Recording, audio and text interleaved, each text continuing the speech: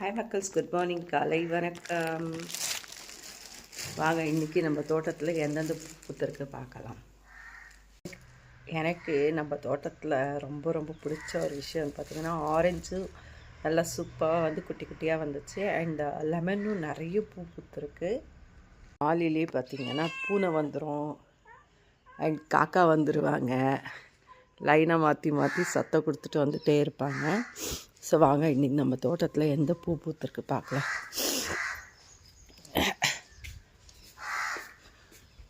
Wow, சூப்பருங்க. செம்பருத்தி ஒரே செடியில் பார்த்திங்கன்னா 3 பூ பூத்திருக்கு. சூப்பர், அழகாக இருக்குது.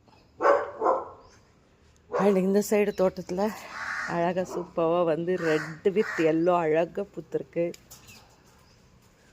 எனக்கு பிடிச்ச தவனம் என்ன வாசனை தெரியுங்களா? செம்ம வாசனை, சூப்பராக இருக்கும்.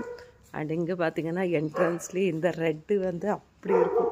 உள்ள என்ட்ரன்ஸில் வரும்போது வரவேற்கிற மாதிரி ரெட்டு அவ்வளோ செமையாக இருக்குது. சாப்பிடுப்பா, போட்டேன் சாப்பிடுப்பா, சாப்பிடு. பன் போட்டாச்சு பாரு. இங்கே பார்த்திங்கன்னா என்னோடய ஃபேவரெட், ஆல்வேஸ் என்னோடய ஃபேவரெட் பெரிய செம்பருத்தி பூத்திருக்கு. போட்டாச்சு, மேலே இருக்கு பாரு, சாப்பிடுமா. இங்கே இந்த ஐயப்ப சுவாமி பூ. அந்த சைடு தோட்டத்தில் பூவே எதுவுமே இல்லை. ஆக்பிட்ட பண்ண ஆக்பிட்ட இವಾಗ தான் ஆக்குத. ஸோ இங்கே இந்த சைடில் பார்த்திங்கன்னா இங்கே ஒரு செம்பருத்தி இன்னும் பூக்களை.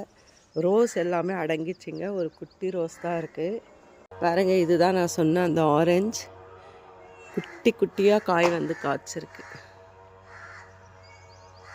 தெரியுதுங்களா காய்? இதுதான் ஆரஞ்சு பாருங்க, இங்கேயும் இருக்குது. ஸோ அந்த மாதிரி குட்டி குட்டியாக இப்போ தான் வந்துட்டுருக்கு. இதுதான் ஆரஞ்சு. நம்ம அப்படியே இந்த சைடு போனோன்னா நம்மளுக்கு வந்து லெமனும் அதே மாதிரி தான். ஆனால் நிறைய கொட்டுது பூ, நிறைய இந்த மாதிரி கொட்டுது. ஏன்னு தெரியலைங்க பாருங்கள், எவ்வளோ பூ கொட்டியிருக்கு.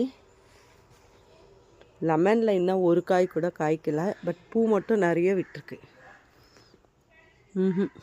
காய் இன்னும் ஒன்றும் வரல,